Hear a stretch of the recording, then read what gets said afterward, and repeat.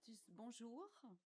Merci d'avoir accepté l'invitation du programme Melchior de l'Institut de l'entreprise pour ce nouvel épisode de Melchior M. Vous êtes aujourd'hui conseiller économique d'OSIAM et membre du Cercle des économistes et vous publiez chez Odile Jacob avec Marie-Paul Virard la France réinventée pour un nouveau modèle social et européen. La question centrale de votre ouvrage est comment restaurer la compétitivité en Europe et en France afin de pouvoir assurer euh, un, un niveau de vie satisfaisant qui préserve le bien-être, non seulement donc aujourd'hui, mais aussi l'avenir de nos enfants et leur bien-être. Vous faites tout d'abord le constat de l'Europe en retard vis-à-vis des États-Unis. Quelles sont les causes de ce retard? Oui, bonjour à tous. Effectivement, quand on compare l'Europe avec les États-Unis, on voit un retard accablant de l'Europe et qu'on peut synthétiser simplement dans le chiffre de la productivité, hein. La productivité aux États-Unis, la productivité du travail, hein, donc la valeur ajoutée par personne ayant un emploi aux États-Unis, continue d'augmenter à peu près de 2% par an, alors que la productivité en Europe stagne depuis 2017. Et donc, ça crée un écart de production, un écart de revenus qui va croissant et qui croît très rapidement. Alors, on peut identifier, alors, comme Mario Draghi l'a fait, hein, donc je ne vais pas ici faire œuvre très originale par rapport au rapport Draghi, on peut identifier pas mal de causes, hein, de cet handicap et de ce retard de l'Europe. L'insuffisance de l'investissement, particulièrement dans les nouvelles technologies. Quand on regarde ce qui s'est passé avec Internet et ce qui se passe maintenant avec l'intelligence artificielle, on voit que l'Europe prend beaucoup de retard sur les États-Unis en termes de recherche, en termes de budget d'investissement. Les compétences. Alors, on a des enquêtes de l'OCDE qui documentent le niveau de compétences. Les Européens ont un niveau bas de compétences, mais les Américains aussi. Simplement, les Américains, on parlera des politiques de Donald Trump après, mais jusqu'à présent, importaient les compétences, hein. Il y avait une immigration qui apportait les compétences nécessaires à l'économie américaine. Vous savez que presque 60% des licornes de la Silicon Valley ont été créées par des immigrés aux États-Unis. Il y a une pratique de la politique industrielle et de la politique d'aide à la recherche aux États-Unis qui est très efficace, par exemple avec la DARPA, hein. C'est une pratique qui est basée sur des agences de moyens. L'État fédéral ne salarie pas des fonctionnaires. Les chercheurs, ils sont dans les universités, dans des centres de recherche, et il y a des moyens qui sont apportés par l'État fédéral. Alors qu'en Europe, on a un mélange entre agences de moyens et agences simplement d'emploi des chercheurs. Et puis, il y a la question du financement. Le financement aux États-Unis se fait très largement par des fonds privés qui transitent par des individus riches, par les fonds des universités et par le système de retraite qui est majoritairement en capitalisation. Et alors, ça aboutit à une disproportion incroyable entre l'argent disponible pour financer des innovations aux États-Unis et en Europe. Si on prend le venture capital, c'est-à-dire ce morceau du private equity qui sert à vraiment financer le développement des entreprises, il a levé 22 milliards d'euros de fonds en 2024 en Europe et 250 milliards de dollars aux États-Unis. C'est 10 fois plus gros aux États-Unis. Et il y a beaucoup plus de business angels, etc. Et puis, les marchés financiers sont beaucoup plus développés. La capitalisation boursière aux États-Unis, c'est maintenant plus de 60% de la capitalisation boursière du monde, hein, et c'est 6 fois la capitalisation boursière de l'Europe. Donc, et donc, toutes ces causes arrivent à une situation où l'Europe en fait, est bloquée dans les vieilles technologies. Par exemple, si on regarde la recherche-développement d'entreprises européennes, elle va toujours massivement à l'industrie automobile. Aux États-Unis, la recherche-développement d'entreprises, elle va à l'intelligence artificielle.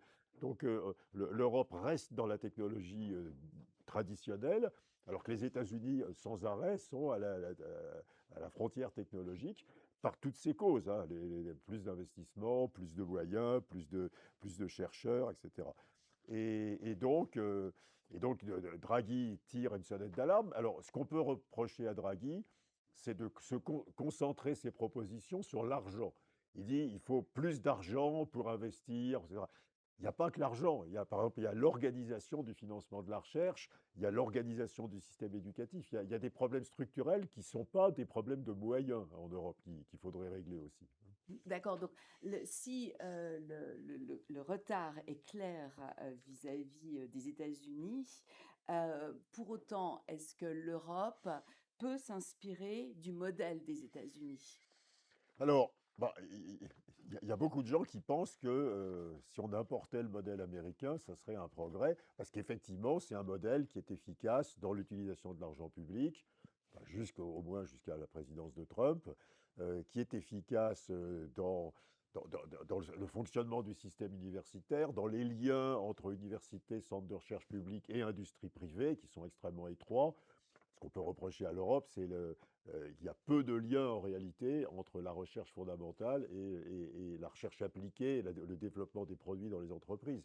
Il y a pas mal de travaux de recherche qui montrent qu'en Europe, le problème n'est pas la recherche fondamentale. Les chercheurs européens déposent beaucoup de brevets qui sont vraiment de rupture technologique. Simplement, ces brevets ne passent pas à l'application industrielle en Europe, ils passent à une application industrielle aux États-Unis. Heu et donc et puis, on montre en exemple aussi, le modèle financier des États-Unis, cette facilité à financer les innovations, les entreprises, en création, les startups et cetera. Mais alors, il faut voir que la contrepartie de ce modèle, c'est un modèle social qui est absolument inacceptable pour les Européens. On part du partage des revenus. En Europe, traditionnellement, alors même si aujourd'hui il y a très peu de gains de productivité, mais les gains de productivité sont entièrement distribués aux salariés. Donc il n'y a pas de déformation du partage des revenus entre les salariés et les entreprises. Aux États-Unis, sur les 20 dernières années, uniquement un tiers des gains de productivité sont allés aux salariés et deux tiers sont restés dans les entreprises. Et alors, ça a fait évidemment bondir la profitabilité des entreprises américaines. Juste un chiffre, hein, le return on equity, c'est-à-dire le rendement du capital des entreprises américaines, il est de 18%, alors qu'il est de moins de 10% en Europe. Et ça résulte essentiellement de cette déformation du partage de revenus en faveur des entreprises et au détriment des salariés. Et alors, euh, et en plus, la politique sociale est très très peu redistributive. Quand on calcule le total des budgets sociaux, les budgets de retraite publique, de budget santé publique, des budgets de soutien aux familles, etc., on arrive à 9% du PIB aux États-Unis et on arrive à 23% du PIB dans la zone euro. C'est un énorme écart. Donc vous avez une société américaine qui a mis la primauté à l'efficacité économique, mais qui a abandonné l'équité. Alors du coup, le taux de pauvreté est extrêmement élevé. Il y a plus de 10 millions d'Américains qui n'ont aucune protection maladie et si Trump met en place ses projets, ce chiffre va doubler. Les inégalités de revenus sont monstrueuses et les inégalités de patrimoine sont encore plus monstrueuses. Mais c'est assumé par les Américains. C'est un modèle différent et à nouveau qui n'est pas importable tel quel en Europe. Donc je crois que ce qu'il faudrait faire, c'est s'inspirer de, du modèle américain en ce qu'il a de positif, hein. À nouveau, la facilité à financer les innovateurs et les créateurs d'entreprises, la bonne organisation du soutien à la recherche, la bonne organisation du soutien aux entreprises, un État fédéral qui est assez léger, etc. Et vraiment rejeter ce qui n'est pas du tout utilisable en Europe, ce qui n'est pas comestible par les Européens, c'est-à-dire les conséquences sociales, les conséquences sur les inégalités. Et c'est compliqué. Donc, le modèle américain, à nouveau, a mis en avant l'efficacité au détriment de l'équité. Ce qu'on recherche en Europe, c'est un modèle qui assure l'efficacité économique, mais qui aussi respecte l'équité et respecte la lutte contre les inégalités. Mhm.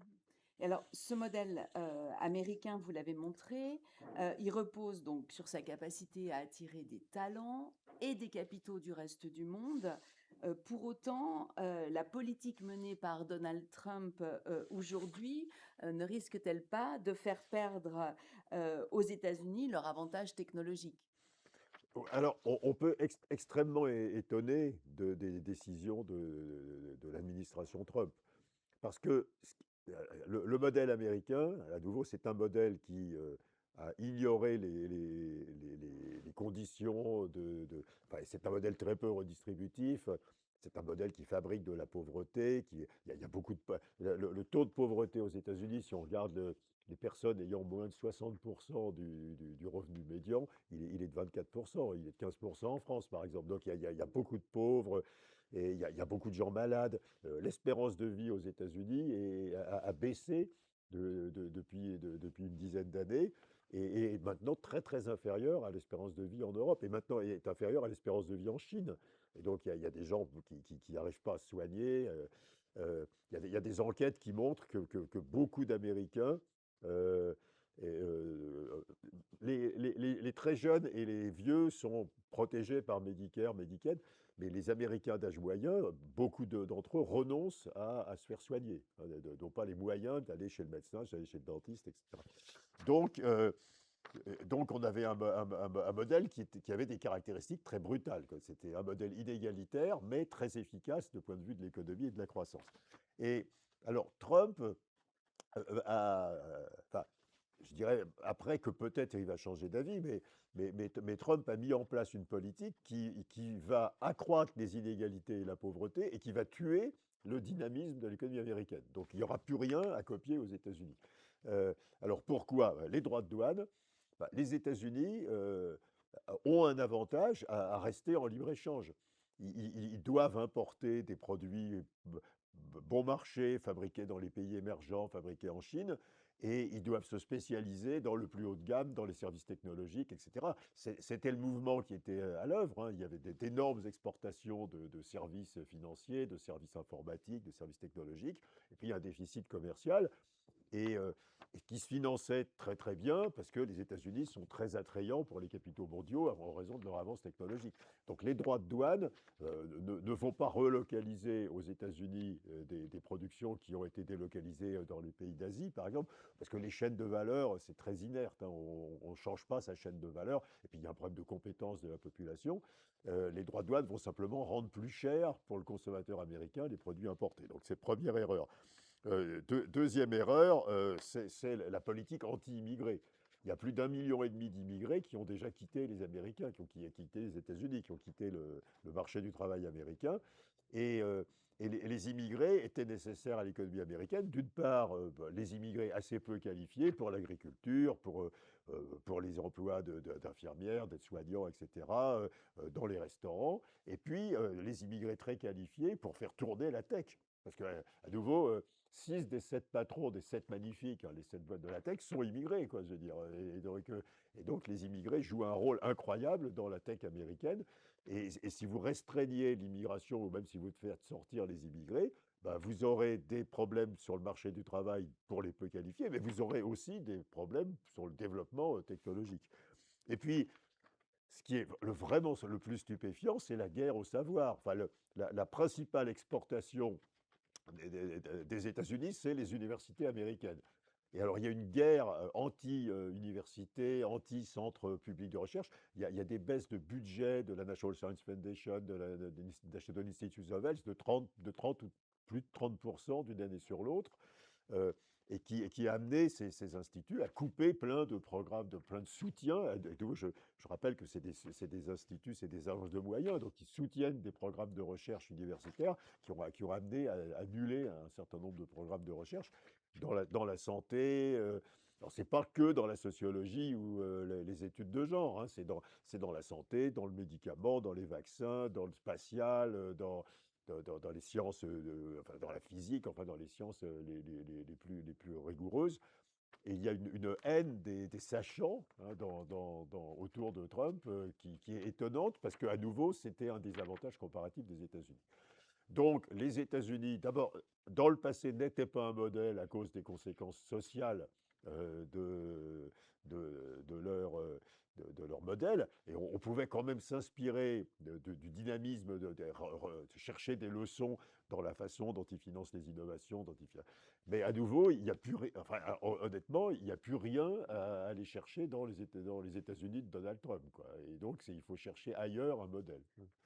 Alors, néanmoins, l'Europe peut quand même s'inspirer des États-Unis pour générer davantage d'innovation, ça, même si Oui, la politique de Trump alors il y a plein de gens qui ont proposé de créer une DARPA européenne. Bon, oui, Philippe Aghion, par exemple, et d'autres. Il y a plein de gens qui proposent de réformer le financement de la recherche européenne, de créer des agences de moyens qui soient distinctes des gens qui emploient les chercheurs. Donc il y a des leçons à tirer des États-Unis d'avant Trump, quoi. oui. Mais par contre, c'est certain que le modèle social des États-Unis serait rejeté par les Mm. Européens. Et alors, la question est de ce fait, de quel modèle l'Europe peut-elle s'inspirer, quitte à briser des tabous? Alors, je crois qu'il y a deux segments dans votre question. Le premier segment, c'est est-ce qu'il y a des choses en général que l'Europe fait mal et devrait faire? Et ensuite, est-ce qu'il y a des pays européens qui ont développé des modèles qui soient attrayants et qu'on puisse copier? Alors, il y a, je trouve qu'il y a, il y a plusieurs, il y a plusieurs directions dans lesquelles l'Europe devrait aller. D'abord, il y a un énorme problème, c'est que l'Europe ne garde pas son épargne. Hein, alors, il y a un débat autour des chiffres, parce que c'est très compliqué d'avoir des chiffres sur les flux de capitaux, parce que vous avez des flux de capitaux qui sont attribués, par exemple, au Luxembourg, alors que c'est de l'argent qui rentre au Luxembourg et qui repart. Donc, il y a les places financières offshore rendent très compliqué la mesure des flux de capitaux. Enfin, l'estimation, c'est que l'Europe a à peu près aujourd'hui, 400 ou 450 milliards d'euros, suivant les trimestres, d'excédent de sa balance courante, donc d'excédent d'épargne par rapport à ses investissements, et que pratiquement plus de 80% de cet argent est investi ou prêté aux États-Unis, hein. Et donc il y a un prélèvement sur l'épargne des Européens au profit des États-Unis qui est extrêmement choquant parce que cet argent représente la moitié des sommes que défend Mario Draghi pour ses programmes d'investissement en Europe. Donc la première priorité, c'est de garder en Europe l'épargne des Européens. Alors, il ne suffit pas de créer ce qu'on appelle maintenant l'union de l'épargne et de l'investissement, qu'on appelait avant l'union des marchés de capitaux.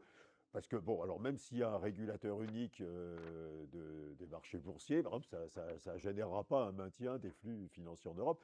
Ce qu'il faudrait, c'est travailler sur l'attractivité financière de l'Europe. C'est-à-dire arriver à d'abord une rentabilité du capital suffisante, une taille de l'industrie de la technologie suffisante. L'industrie des technologies, c'est 10% du PIB aux États-Unis, c'est 4% du PIB en Europe. Donc c'est un facteur d'attractivité des États-Unis. Mais tant que les Européens préfèrent investir leur épargne aux États-Unis, il n'y a pas de moyen de développer un secteur de la tech suffisamment gros en Europe. Donc, la première priorité, c'est travailler sur l'attractivité de l'investissement en Europe. Euh, il faut rejeter cette idée du fléchage de l'épargne. Alors, on entend souvent, il faut flécher l'épargne. Enfin, l'épargne des Européens, si vous fléchez l'épargne, vous ne changez rien. Enfin, soit vous détournez des flux d'épargne qui financent par exemple l'immobilier, vous les détournez vers les entreprises, mais vous n'aurez à peu près pas d'effet sur l'attractivité des marchés européens. Deuxième chose, il ne faut pas céder sur la transition énergétique. Il y a plein de voix qui s'élèvent aujourd'hui pour dire que l'Europe devrait ralentir la transition énergétique. Moi, je crois que c'est tout à fait erroné. D'abord, les travaux d'Adrien Bilal nous montrent que 1 degré Celsius de hausse de la température de la planète, ça fait 12% du PIB de la planète en moins. Et même si l'Europe est seule, et elle n'est pas seule, hein, il y a la Chine, etc., il y a d'autres pays qui font d'énormes investissements de transition. Même si l'Europe était la seule à faire ces investissements de transition, l'effet sur le PIB mondial est tellement gros que l'Europe bénéficierait même d'avoir des politiques de décarbonation, et même si elle les faisait toute seule. Et puis, on se dit que les autres pays rejoindront l'Europe dans cette volonté de décarboner leurs économies, et que l'Europe aura une avance technologique sur ces autres pays. Et c'est un des domaines que l'Europe peut exploiter dans le futur, hein, les techniques de décarbonation. Par exemple, le stockage du carbone, hein, l'enfouissement du carbone dans des puits en mer du Nord, etc. L'Europe est en avance, hein, sur les autres pays pour ces technologies. Donc il ne faut pas arrêter de décarboner l'Europe. Et il faut avoir une politique industrielle coordonnée. Aujourd'hui, le vrai problème de l'Europe, c'est que chaque pays européen veut avoir, veut soutenir son industrie ou veut soutenir ses secteurs stratégiques et qu'il n'y a aucune coordination de cet effort. Et même, par exemple, dans le grand programme Next Generation EU, qui était quand même 800 milliards d'euros prêtables ou de dons aux pays européens, eh ben, il y avait une allocation par pays. Et du moment que vous faisiez, par exemple, des financements de la transition énergétique, ben, vous aviez droit à de l'argent. Et donc, il n'y avait aucune coordination des efforts, par exemple, de construire une industrie de la batterie ou construire une industrie de l'éolien entre les pays. Donc, il faut des politiques industrielles coordonnées en Europe. Et puis, le quatrième point, c'est politique industrielle coordonnée, ça va avec des émissions de dette commune européenne. La segmentation des marchés financiers, la plus grave, c'est pas la segmentation boursière, hein, c'est la segmentation des marchés de la dette publique. Il y a autant de marchés de la dette publique que de pays. Alors, et il y aura une demande considérable pour une dette commune européenne. On l'a bien vu au moment de Next Generation EU, mais il y a un blocage politique. Il y a certains pays qui ne veulent pas entendre parler des missions de dette commune européenne. Donc ça, c'est les trucs généraux. Alors, quel pays regarder? Moi, je vais donner trois exemples de pays. Et, bon, la Suède a fait une réforme de l'État qui est, je trouve, assez extraordinaire à la fin des années 90. C'est une réforme qui a mis en place le système des agences. Et en Suède, il y a une agence pour chaque fonction de l'État. Et il n'y a pas de partage des responsabilités. Vous savez que prolonger une ligne de métro à Paris, ça nécessite l'accord de 4 ou 5 ou 6 administrations, des communes, le STIF, le ministère des Transports, etc. Bon. Et donc en Suède, il y a une agence du transport donc, qui centralise l'ensemble de l'administration vis-à-vis des transports. Il y a des agences de l'éducation aux différents niveaux, il y a des agences sur la politique du logement, il y a des, etc. Il y a des agences sur la santé, etc. Donc, il y a un système où on fait énormément d'économies sur les dépenses publiques parce que un, une action de l'État, une agence, et pas une action de l'État, une multiplicité d'administrations qui se partagent la charge. Quand la Suède a mis en place cette politique, elle a réduit de 20 points de PIB ses dépenses publiques sans aucune dégradation de la qualité du service public. Donc ça, système des agences. Deuxième exemple, le Danemark. Alors je crois qu'on touche ici, alors on en parle pas mal dans le livre, un vrai problème qui est que la France a toujours préféré, les pays d'Europe du Sud ont toujours préféré la protection de l'emploi à la protection des individus. Et il est très difficile de perdre son emploi en France et c'est très coûteux pour l'entreprise de réduire son emploi. Le Danemark a supprimé la protection de l'emploi et l'a remplacé par la protection des personnes et des compétences. Donc, une entreprise est très libre de licencier, mais dès que vous perdez votre emploi dans l'entreprise, vous êtes pris en charge par un système de requalification qui est efficace, qui vous fait progresser dans votre métier. Et le délai moyen de retour à l'emploi, c'est 3 mois. Et il n'y a aucune. Il y a un travail d'Alexandra Roulet qui montre qu'il n'y a aucun effet négatif sur la santé mentale ou physique des Danois quand ils perdent leur emploi, parce qu'ils savent que dans 3 mois, ils auront un autre emploi mieux payé, en gros. Et alors, ça fait tourner le marché du travail très vite et ça fait monter le niveau moyen de qualification. Et ce n'est pas une surprise que le Danemark ait de très grandes entreprises multinationales et internationales et avec un marché du travail qui est basé sur la formation des gens. Et troisième exemple, c'est la Finlande, c'est le système éducatif finlandais. Le système éducatif finlandais, c'est le seul qui soit à peu près au niveau des systèmes éducatifs asiatiques. D'abord, il est copié du système éducatif singapourien. Et c'est des méthodes, c'est un travail sur les méthodes éducatives, sur la formation des enseignants, sur le travail en groupe, etc., et qui donne d'extrêmement bons résultats. Je ne vois pas. Alors évidemment, tous ces pays, sont des pays protestants, donc il y a pas de rejet de l'effort. Donc quand on leur explique que bah, il va falloir, par exemple, faire beaucoup d'efforts pour retrouver un emploi. Par exemple, un Danois n'a pas le droit de prendre de vacances tant qu'il n'a pas retrouvé un emploi s'il a perdu son emploi. Enfin, comme ça dure 3 mois, c'est pas catastrophique. Donc il y a une culture de l'effort et puis il y a une culture du consensus. Et puis, il faut pas croire que ces réformes ont été passées facilement. La réforme des retraites, par exemple en Suède, dont je n'ai pas parlé, ça a été négocié 5 ans, 6 ans, et à la fin, tout le monde était d'accord. Tous les partis politiques, et c'est des réformes qui ont survécu aux alternances entre les sociodémocrates et les conservateurs. Et donc, il y a une culture du consensus aussi, et on ne fait rien qui ne soit pas consensuellement admis. Et puis, je pense qu'il y a aussi une culture économique de la population. On pourrait prendre l'exemple de la Suisse aussi. C'est un pays, il y a une culture économique de la population qui rend possible des votations sur des sujets sur lesquels personne n'oserait consulter les Français, par exemple. Alors, je crois que le problème des pays d'Europe du Sud et de la France, c'est un certain nombre de tabous. Il y a le tabou du système de retraite. Donc, la capitalisation, c'est horrible. Euh, les, les- les Suédois qui ont eu beaucoup de gouvernements sociaux-démocrates, ou les Hollandais, etc., se félicitent d'avoir mis en place de la capitalisation dans les années 80-90, parce que ça a fait des retraités beaucoup plus riches, quoi, je veux dire. Et donc, il faut sortir du tabou du rejet de la capitalisation. Il y a le tabou de la protection de l'emploi. Alors, quand vous parlez aux hommes politiques français de sortir de la protection de l'emploi, alors ils hurlent, quoi, je veux dire, ils ne veulent pas accepter ça. Et il y a le tabou, effectivement, de l'âge de la retraite. Il y a le tabou de la qualité du système éducatif. Mais il va falloir sortir de ces tabous, parce que sinon, les pays d'Europe du Sud, et en particulier la France, n'arriveront pas à sortir de leurs problèmes de désindustrialisation, de coinçage en milieu de gamme de l'industrie, d'absence de développement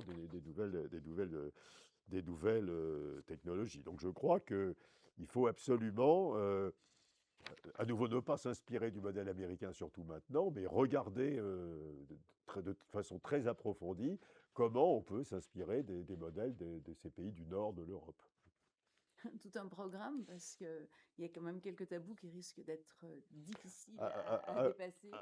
oui, oui, mais quand on regarde les sondages en France, par exemple, aujourd'hui, on voit qu'entre 70 et 80% des Français refusent de travailler plus tard dans leur vie, refusent de la sous-indexation des retraites, refusent des économies dans le système de santé.